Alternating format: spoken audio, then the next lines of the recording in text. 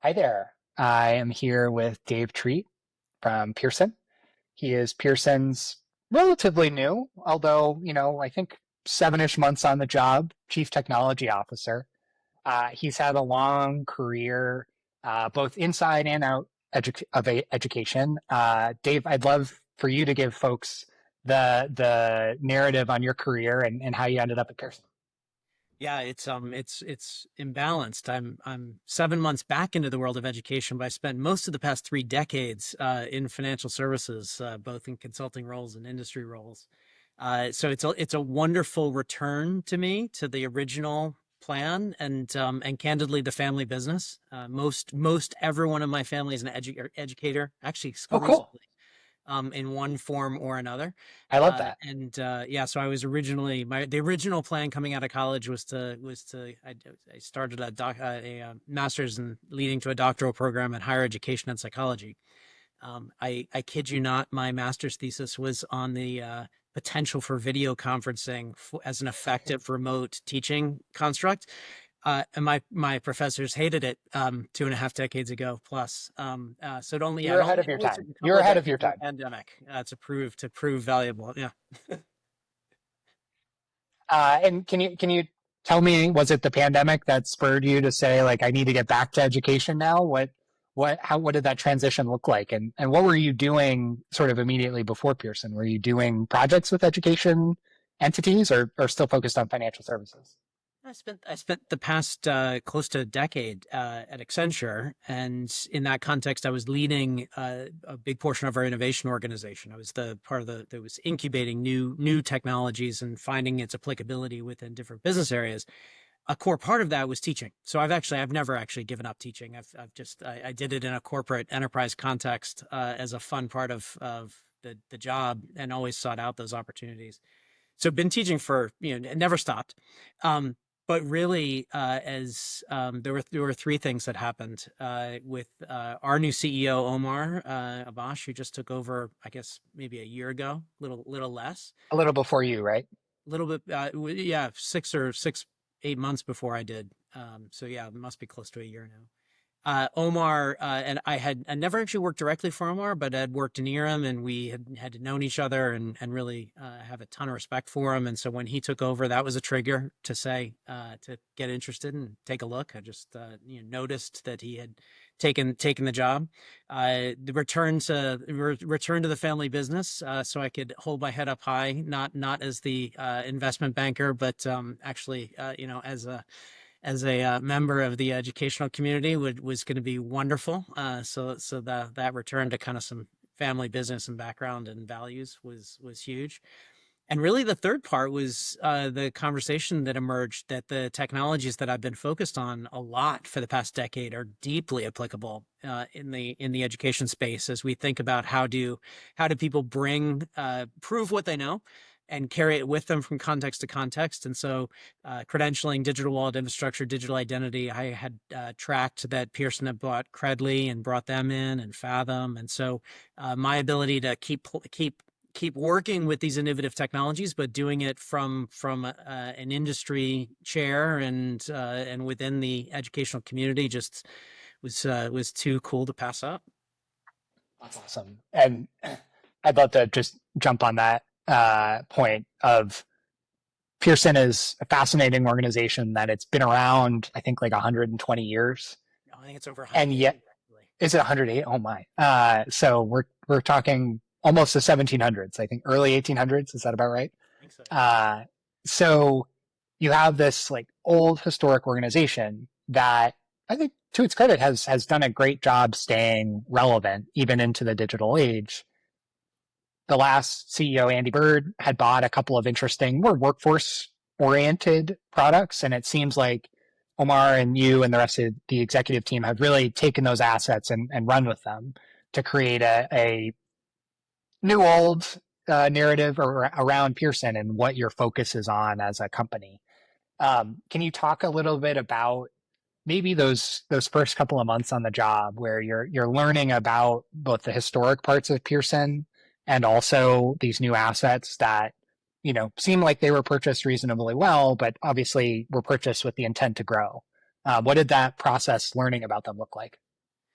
It was like I said, part of a few of those assets were what attracted me in, just to see the relevance. But the talk track, Omar does it very eloquently, right? That we do three things, right? We create and curate content, we deliver that content through digital experiences of all of many different types now, many different channels, and then we help people prove what they know. You understanding that simplicity of what Pearson does and supporting the lifelong learning agenda and helping people realize the life they imagine through learning. It gave a wonderful focus coming in to really understand what and how we do. But then it also gave this amazing backdrop to the assets that we have to do it. Just the petabytes and petabytes of learning data, the learning science teams, just an incredible team here. And we're very privileged to serve across the entire K through 12 higher education workforce landscape, our footprint. So I had a blast. I came in holding really, huge high attributions of the value of these assets, but also just the recognition of how much is going to change and is changing, through AI and other technologies. So I've been like a kid in the candy store, honestly, learning the history of the company, learning all of the different businesses that we have, and really starting to think through the combinations of technologies that can really drive us even faster, bigger, better. I think the data question is one of the most interesting questions for you specifically as the CTO, right? And in a lot of ways, I'm sure coming from financial services, I think financial services, healthcare, and Pearson's position specifically within education are these like you have these giant data lakes that are theoretically accessible, but the reality is a lot more complicated than I think the like sort of pundits and thought leaders tend to believe. And I saw this, during my time at Cengage is we had acquired a lot of assets over, multiple decades. Cengage is also a 100-year plus organization. And it was sure we had information on learners from kindergarten through vocational tech, all sorts of, sort of more blue collar workforce oriented things. And the reality was very few were connected. And this was in the mid 20 teens. So, it's evolved since. I think they're in a better place now. I'm sure you're in a better place now. But, I think with all these AI tools coming to market, you have this interesting problem where it's how fast can we sync things up to try new ideas while balancing like is this ready to be synced up both like literally and from like a security standpoint. And I think let's assume the security part is taken care of because I think like that's just like core to everything I'm sure you do.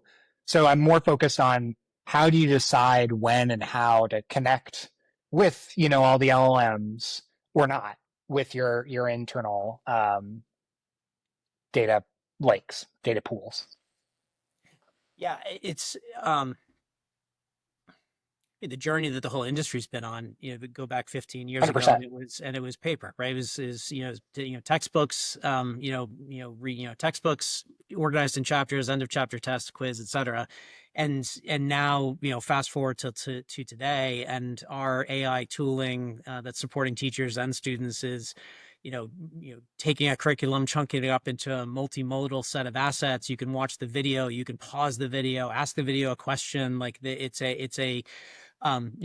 really us pivoting from, I think, a lot of innovation that the industry has gone through was to digitize the analog process, right? To digitize the textbook.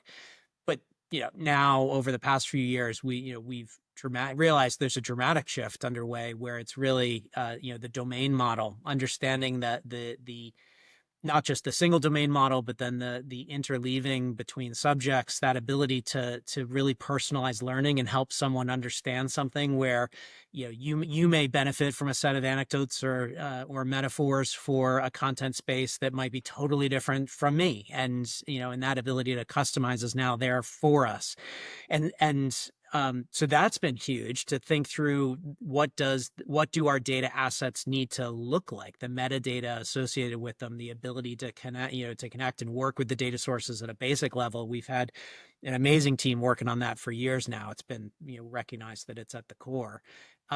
It's about to continue. The next phase is really gonna push that even further, right? As we move off of 2 dimensions to 3, and realize that more and more immersive learning experiences are valuable, which is intuitive, right? You want to go learn a language, you go to a place that speaks that language and you immerse yourself in it. If you want to really learn biology, you get out into the woods with get your fingernails dirty digging through the dirt and looking at the insects. So it's um that evolution of our data and our ability to put it into a form that allows us to continue to customize and personalize that learning and really drive engagement as the goal is an incredible journey, and we're it's a constant one, obviously.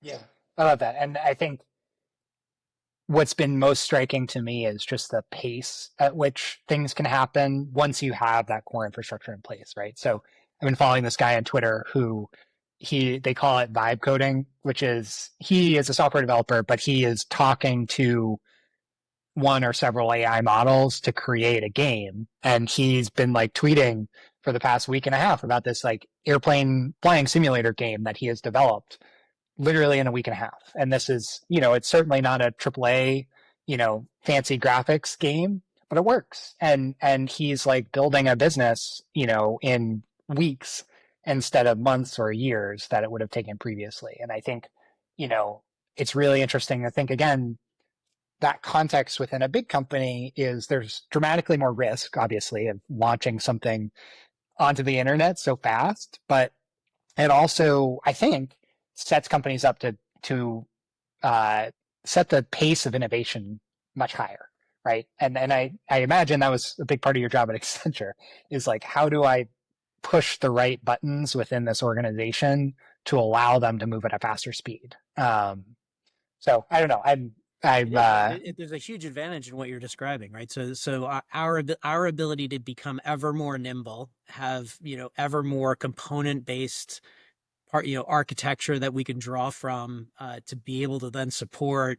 We've got an amazing chief product officer in Tony Prentice, right? That ability to then rapidly customize because we've got the data in an accessible fashion. We've got the components to draw from. That is the game, right? Is can can you take our depth of learning science and pedagogy and history and act as behave as fast as a startup can. That's the goal.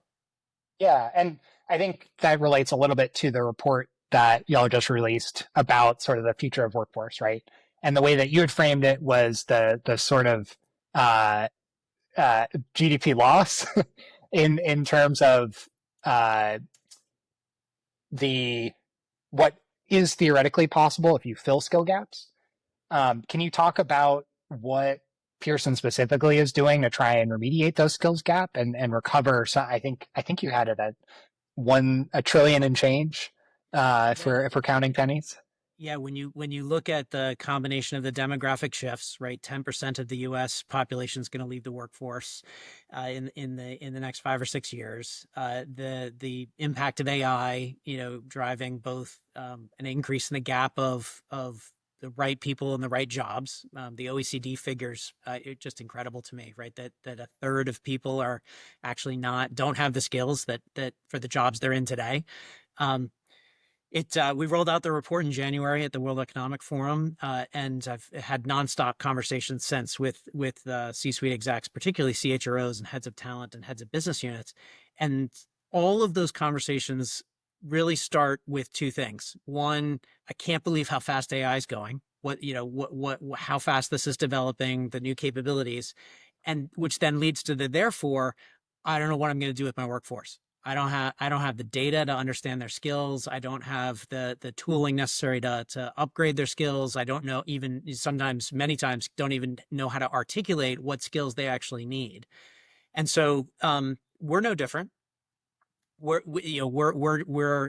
drinking our own champagne here as well, and having the blast of developing evergreen AI training content that we're then taking our own employees through as the best way to prove what we're out there in the market with. And then arming them with the Credly credentials that prove what they know, and using the Fathom skills ontology to be able to map that skills data to not just the job they have, but the task they need to do. And so, sorry, the what's going to happen next about taking that data foundation of understanding what someone can do with credentials and that mapping of this AI skills ontology to the jobs that they need to have. We're using that data foundation to then create a whole new set of products and services to help with that problem. Do you have any, and it's okay if you don't have any offhand, but do you have any examples of what that ever, like, is that evergreen training just like a liberal arts degree? What does that look like? Like, I think about my own situation, right? I have spent, whatever it is, 10 years learning this industry, trying to figure out a certain skill set. And now I'm like, what skill do I learn next? Like, what skill do you learn next? Where do you find yourself spending your own skilling time? Yeah. So, um, sorry, you asked for an example. I'm reflecting on a conversation I had last week with someone who just Sure, please. was observing that 6 months ago it was all about AI prompt training. Everyone has to be Yeah. training on prompts, training on prompts, training on prompts, and now it's like, yeah, I mean, you kind of have to have a foundation in it, but with the progress around agentic, it's a different kind of engagement model. And so it is what we do, right? Constantly look for that alignment of what training is needed and then rapidly develop it. That's those cycle times are just getting shorter and shorter and shorter, which is then also ironically enabled by AI to be able to create content in shorter cycles. But really, that the notion of AI observability and being in the flow of work is key and a big area of focus. And so, if you're in the flow of work, what you learn next is very much triggered in real time by what you are doing next. And then that notion of being able to carry with you the skills that you have, an understanding of the skills that you have in your history and context that moves with you, gives us a basis to then personalize that learning in those moments, and you can then choose to go deeper and deeper and deeper. And so, what am I learning these days? Yeah, that's a good question. I'm still learning the Pearson business. So I just recently have been diving deep into the vocational qualifications part of our business and the value of a lot of what I worked on historically around immersive experience. Some amazing stuff I'm seeing from vocational schools and colleges, both here and in the UK recently, where you're able to teach stuff that's would be totally impractical in using historical methods, or you'd need a team of Yeah. human actors on demand at all times. So that's been fascinating. One of my favorites along those lines is there's a helicopter pilot simulation company. And I think previously you would have needed to be like a Boeing or a Lockheed to do that type of thing because you needed to know all the things about a helicopter. And now I think it's more, it's not easy, but it's more accessible to create that type of simulation, even if you're not, one of the big three um, airplane production companies or defense companies, right? And for myself too, I have like a set of tasks that I have to do repetitively, and every 3 to 6 months I like try and bust out AI to see if they can do them yet. And one of them's frankly writing my newsletter, and it's like, can you go find all the venture deals that happened in the ed tech industry and write like a short paragraph on each? And I'm excited. I'm like, as soon as AI is able to do that, I'm gonna ship it, and like I'll move on to something else. It's not there yet, fortunately or And that unfortunately, I'm not sure. statement is the key. Like, I think I'm super excited about that statement and all of the agita that seems to be out there in the media around, taking jobs away and the like. It's what you just said that's the exciting part of this. Is like, if I can have something help take away that, what can I do next? And I think that's the spirit of how this entire innovation wave is going to play out in reality. And so, being our report was called Lost in Transition. The transition period that we're going through right now is exactly that. Is let's have some perspective, have some tools, have an approach, for the chaos that innovation can cause around changing in jobs and skills. But there's no reason not to lean into it, because you just get to being able to figure out what you do next. I couldn't agree more. Hopefully that's clear. But like, if you look at every major transition, industrial or economic transition of the past, couple hundred years, it's like when we went through the agricultural revolution, that was like pretty good for quality of life. We went through the industrial revolution, like again, super painful for select groups of people, and like I respect that, and you know we need to figure out like how to solve that. But I think everybody's like pretty happy that we did it. And similarly, as we're going through the knowledge revolution, which hopefully we're on the other side of now, it's like, yeah, we have dramatically few farmers per capita than we did 100 years ago. And I think most people are okay with that. Like I think the raw number is actually a little bit higher, but like the farmers per like, fed person is like pretty good and will probably continue getting better. And that's exciting. Um, No, but I agree. it's a complicated proposition. Yeah, you said a few minutes ago, right? Should we is this the resurgent of critical thinking skills as being the thing? And I think there's something to that, right? We've had a system for a very long time that's been based upon learn to test, learn to earn, right? This slingshot model of I'm going to acquire a whole set of knowledge through my formal education, and then I'm going to be ready for the workforce. Forever And for 40, for 40, forever, 50, 40 years, 60 right? years of my career. Yeah, exactly. Which was never really the case, right?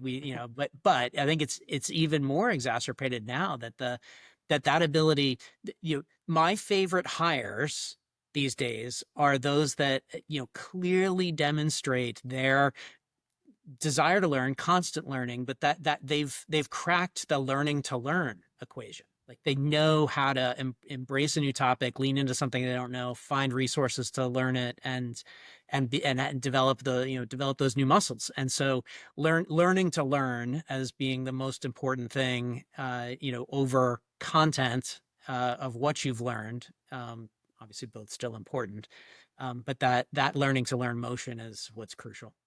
Yeah. And I think the good news is you have set up the architecture so that your colleagues in the product and go to market department can figure out how to turn that data into learning to learn products for Pearson, which, I suspect is a pretty exciting proposition for them, It just will be as very I'm exciting. sure you're excited to support them in it. Yeah, in a huge way. Awesome. Well, I want to be respectful of your time.